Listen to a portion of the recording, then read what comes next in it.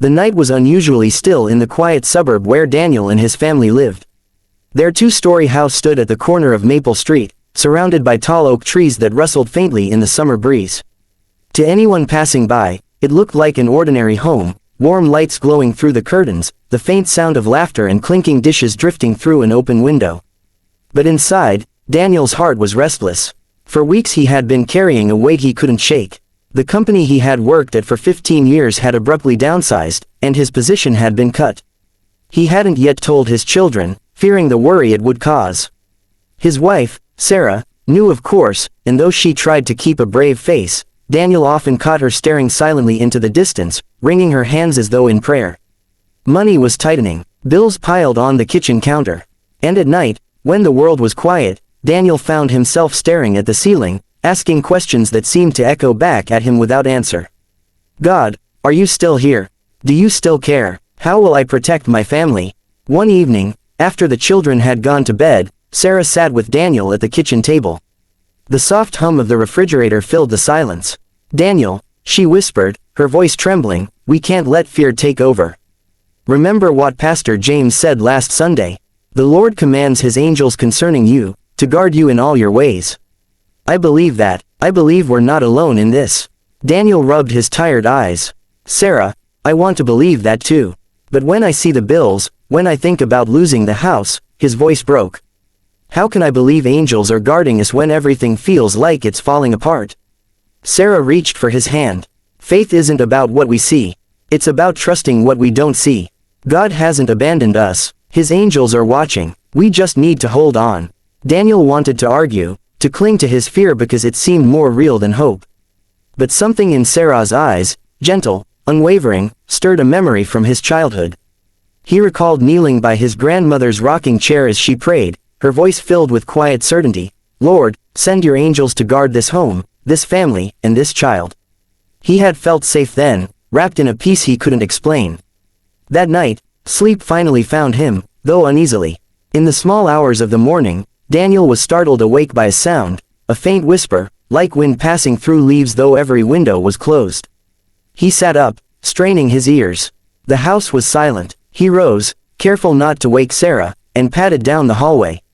As he passed his children's rooms, he paused.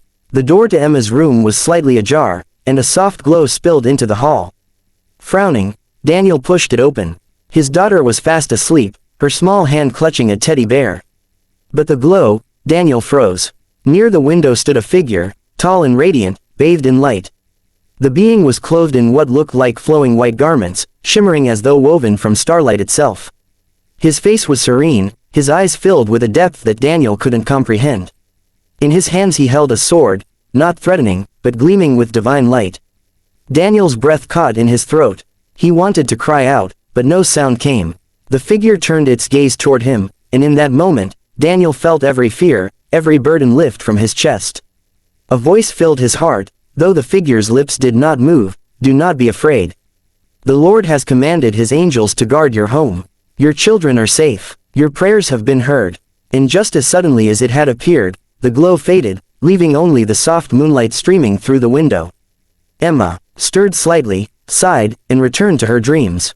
Daniel stumbled back, his hands trembling. He hurried into the kitchen, where he sank into a chair, his heart pounding. Had he really seen it? An angel? He buried his face in his hands, tears streaming down his cheeks. For the first time in months, he wept, not from fear, but from relief. The next morning, as sunlight filled the kitchen, Sarah found Daniel already awake, staring thoughtfully out the window. She touched his shoulder. You didn't sleep well again. He turned to her, eyes shining. Sarah, I saw something last night. No, not something, someone. There was an angel, in Emma's room. It was real, I swear. It told me God has commanded his angels to guard our home. Sarah's lips parted, her eyes filling with tears. She pressed her hands to her mouth, then whispered, Daniel, I told you, we're not alone.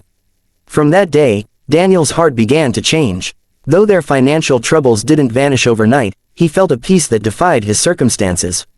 He prayed more, not out of desperation but out of gratitude. When fear tried to creep back in, he remembered the radiance of that angel and the certainty of its words. And something else began to happen in their home. At night, Sarah often said she felt a warmth in the rooms, as though invisible guardians stood watch. The children, too, seemed calmer, sleeping more soundly than before. Even neighbors commented that there was something different about the house on Maple Street, something they couldn't quite explain. One evening, Pastor James visited. As he stepped into the living room, he paused and closed his eyes. "There's a presence here," he said softly. "This home is wrapped in God's peace. His angels truly are guarding you." Daniel exchanged a glance with Sarah, his chest swelling with quiet joy. For the first time in a long while, he didn't feel like a man crushed under life's burdens. He felt like a man lifted, carried, and surrounded by divine protection. But peace was soon tested. A week later, while Daniel was driving to a job interview, the sky darkened with sudden storm clouds. Rain pounded the windshield, and thunder rolled like the roar of an army. As he crossed the bridge, his tires skidded on the slick surface. The car swerved, spinning dangerously close to the edge. Daniel cried out, "Jesus, help me." In that split second, he felt a force grip the car, steadying it. The vehicle straightened, coming to a safe stop at the side of the road. Shaken, Daniel sat clutching the steering wheel, his heart racing. And then he remembered the angel's words, "Do not be afraid, the Lord has commanded his angels to guard your home." He realized then that home was more than walls and bricks, it was his family, his life, his very being. And God was guarding it all. Daniel arrived at his interview still trembling, but with a newfound courage. He spoke with confidence, and by the end of the week, he was offered a new position, one that not only replaced his lost job but gave him more time with his family. That night, as the family gathered around the dinner table, Daniel bowed his head in prayer. "Thank you, Lord, for sending your angels to guard our home, to protect our steps, and to remind us that we are never alone. This house is yours, and our lives are yours. May your light never leave us." Outside, the wind rustled through the oak trees, and though unseen, angels stood watch, guarding the home on Maple Street as they always had, and always would. The weeks following Daniel's new job felt like a breath of fresh air. For the first time in months, the family laughed freely around the dinner table. Bills were slowly being paid, and the weight of uncertainty that had hung over their home began to lift. Yet beneath the surface of their joy, a new trial was forming, one that would test their faith deeper than financial loss ever could. It began with Sarah. One morning, as she was preparing breakfast, she collapsed in the kitchen. The sound of plates shattering brought Daniel running. He found her crumpled on the floor, pale and gasping for breath. His heart raced as he called 911, his hands trembling as he held her head in his lap, whispering desperate prayers. "Jesus, please, don't take her. Not like this. Send your angels again. Guard her life." At the hospital, doctors discovered Sarah had a serious heart condition, one that had been silently developing for years. Surgery was necessary, but risky. Daniel sat in the sterile waiting room, numb, as machines beeped faintly behind closed doors. Fear tried to claw at him, whispering lies, "You'll lose her. Your children will grow up without their mother." The angel's promise wasn't real, it was just your imagination. But even as his thoughts darkened, Daniel remembered the glow in Emma's room that night, the voice that had spoken peace into his heart, "The Lord has commanded his angels to guard your home." He fell to his knees in the corner of the waiting room. People stared, but he didn't care. "God," he cried, "you promised. You showed me your protection. Guard Sarah, guard our home. I'm placing her in your hands. I can't do this without you." Hours dragged by, every tick of the clock felt like an eternity. When the surgeon finally stepped into the room, Daniel braced himself for the worst. But the doctor smiled wearily. "She's stable. The surgery went well. It'll be a long recovery, but she's going to make it." Daniel collapsed into a chair, tears flooding his eyes. He whispered, "Thank you, Lord. Thank you." Back home, life adjusted to a new rhythm. Sarah was weak and bedridden, but her spirit was strong. The children took turns helping with chores, and Daniel managed the household while juggling his new job.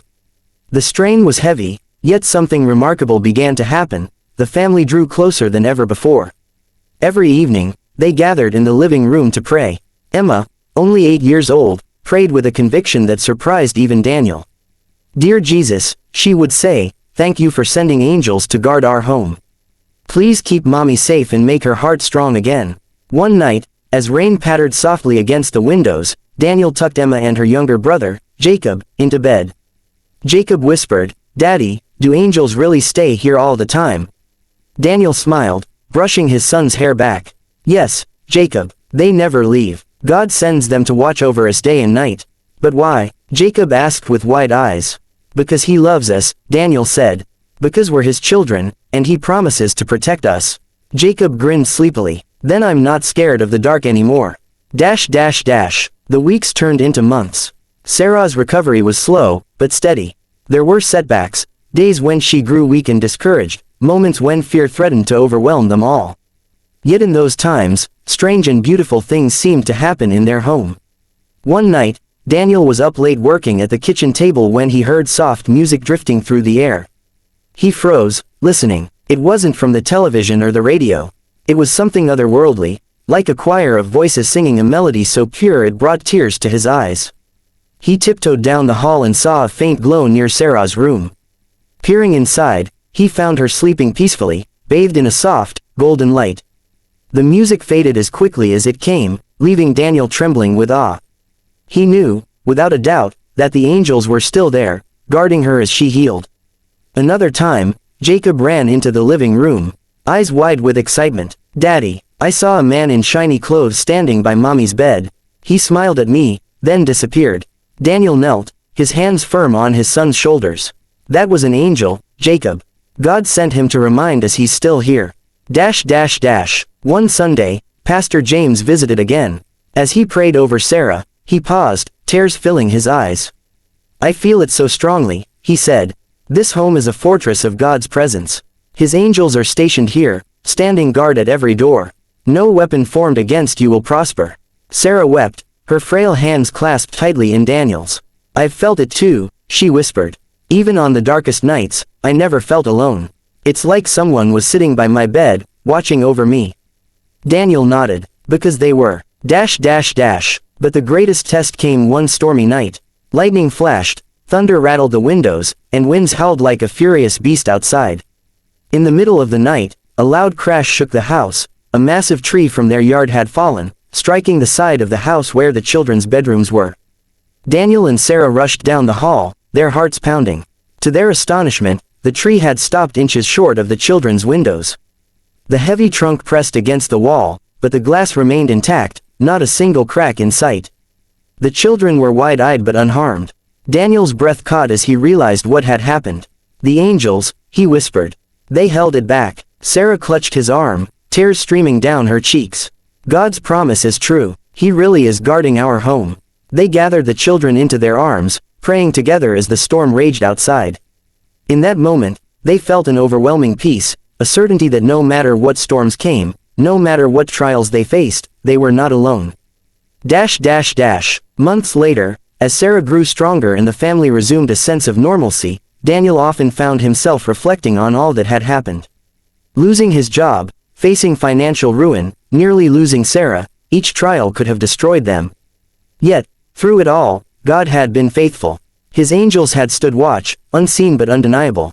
One evening, as the family sat on the porch watching the sunset, Daniel spoke softly. "You know, when I first lost my job, I thought our lives were falling apart. But now I see, God was holding us together the whole time. He showed us His power, His love. He showed us that His angels really do guard our home." Sarah leaned against him, her voice steady. "And He showed us that faith isn't about what we see, it's about trusting what we know to be true." Emma and Jacob played in the yard, their laughter carrying on the breeze. The house stood firm, a place of safety and peace. And though invisible to human eyes, angels still surrounded the home on Maple Street, watching, guarding, and protecting, as they always had. Closing reflection. Life didn't become perfect for Daniel's family. There were still bills, challenges, and storms to weather. But they lived with a new awareness, that their home was more than just walls and a roof. It was a sanctuary under God's protection. And when neighbors asked why their house seemed so peaceful, even in hard times, Daniel simply smiled and said, "Because angels are guarding our home."